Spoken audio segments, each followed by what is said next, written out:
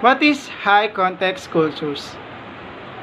High context cultures represent relational, collectivist, intuitive cultures, and contemplative, meaning that people are part of these cultures, have their primary focus relationship between people, creating confidence.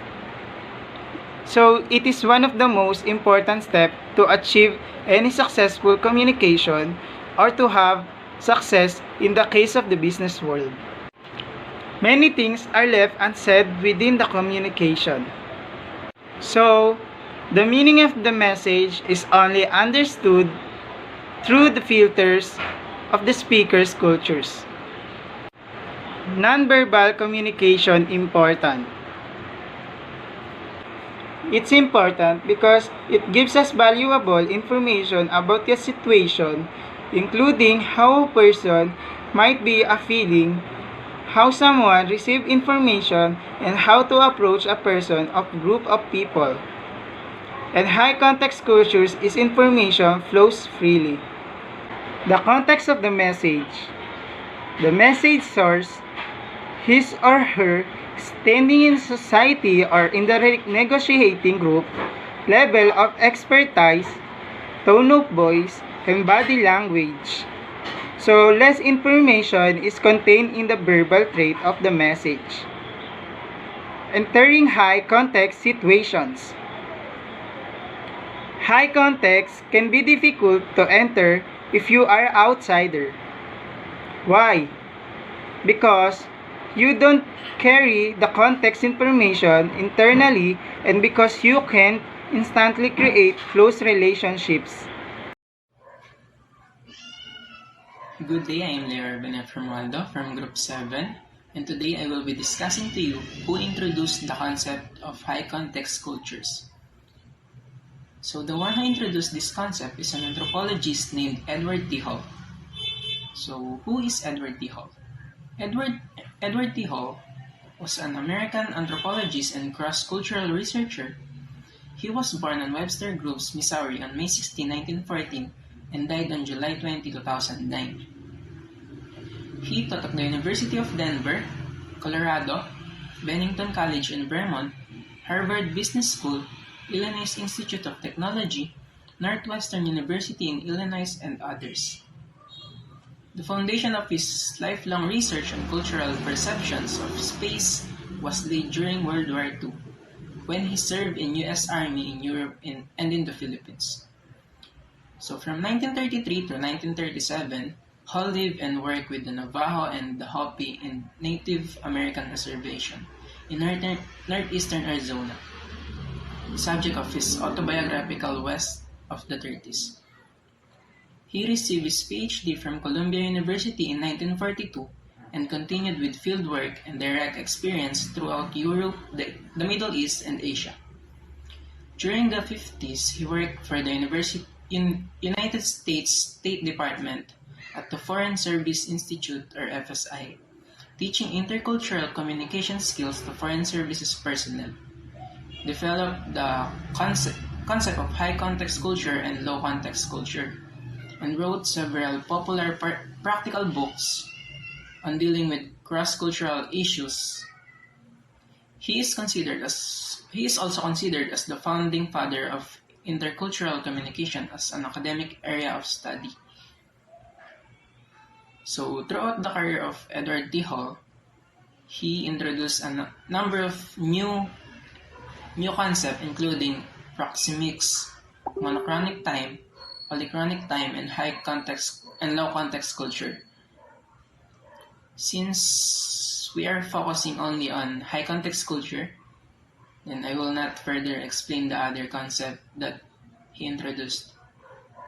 So moving on, Hall first discussed his concept of high context culture in 1976 book titled Beyond Culture.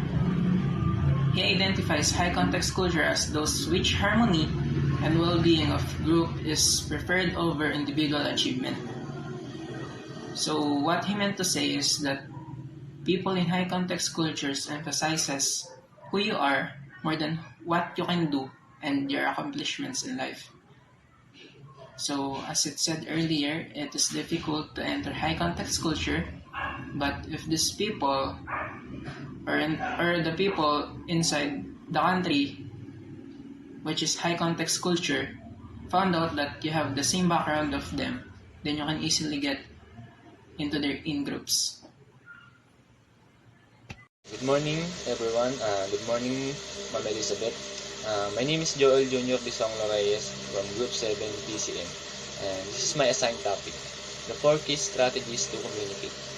First, identify your style before implementing effective communication about practices across cultures. Identify your own style. Of course, it is better if you know your communication style before you use it to make it more effectively, especially in any culture. And the second one is working with people from high context cultures. This one focusing on working from high context cultures, because if we work together with some high context culture, we can further expand our thinking about tone, meaning, and more. The third one is working with people from low context cultures. This one focusing in low context cultures, or our communication occurs through explicitly spelled out and defined words, and listeners just have to interpret spoken or written words as they are. These are some examples of low context cultures countries. We have Germany, Sweden, and United States, and more. The fourth one is agree on communication framework.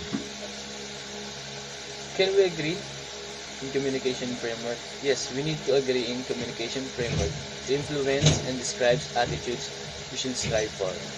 So I have an example here in my laptop. Uh, some example of communication framework. Okay. As you can see, this.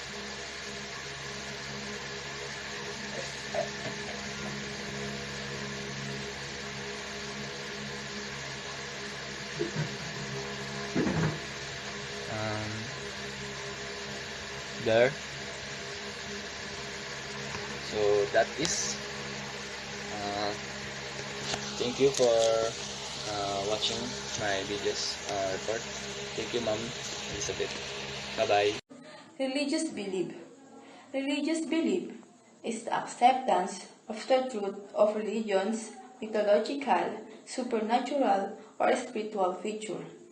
Religious beliefs are often related to the existence, characteristic, and worship of entities, divine intervention in the universe and human life. Religious views, unlike other belief systems, are frequently formalized. Tradition. Tradition is a custom or belief that is passed down through the generation or that is done time after time or year after year. Symbols. Symbols is something that stands for or represents something else. Relationship.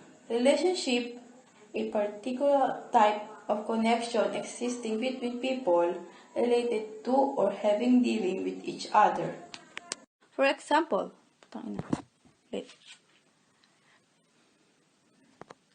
people feel responsible for their family.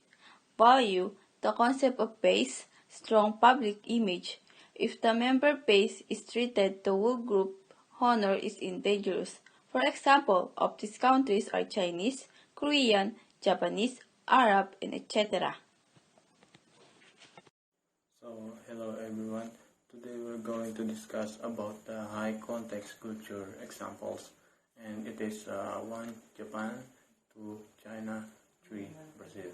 So first is Japan. So why Japan is considered as high context culture?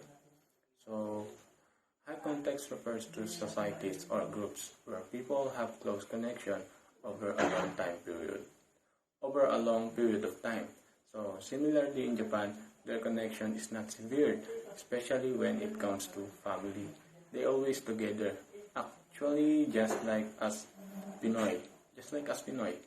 The family is probably an example of high context environment. So by the way, in Japan, usually the couple's house is visible only next to their parents' house. So what does it mean? It means that they are still connected to their family because they are near it. So people within high context cultures tend to be more aware and observant of facial expressions, body language, changes in tone, and other aspects of communication that are not directly spoken.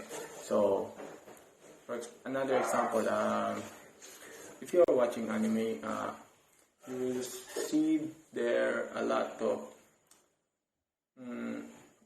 facial expressions, body language, and changes in tone. So, as the way they speak, they always add some facial expressions and body languages, and especially the tone. So, number 2, China. So, China is considered as a high context culture, as a communication tends to be indirect and the real message needs to be interpreted according to the context. And the last is Brazilians. So Brazilians tend not to be blunt or give direct orders.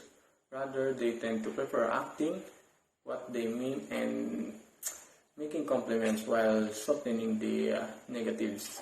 So with indirect communications comes reliance of facial expressions. Reliance of facial expressions, tone of voice, or gestures to fully convey the meaning of a messages. So that's all. Thank you. Hello, good day. I'm Allyza from BIT Drafting 1GG to explain and I give an example about countries have a high context cultures. Philippines. Filipinos have what is called high context culture. It means that when it comes to communicating with Filipinos, a lot goes on beneath the surface contrasted with a low context. Cultures, where communication is explicit and straightforward, high context cultures come off and not outsider friendly. France. France is a high context culture. A high context culture is one in which communication may be more unspoken rather than explicit. For example, much attention is paid to body language, facial expressions, and other non-verbal cues in order to discern speakers. Meaning France is a high context culture's communication is more ambitious, and nouns there is less overall instruction and more figure it out as you go mindset. And Korea. South Korea is assumed to be a high context culture with extensive shared information and an emphasis on relationships in doing business. Choi, Korea is a high context culture. Koreans do not speak as much as lower context cultures such as the US, UK, or Germany. Communication in Korea should be informal and not direct. This cultural attitude is reflected to digital communications.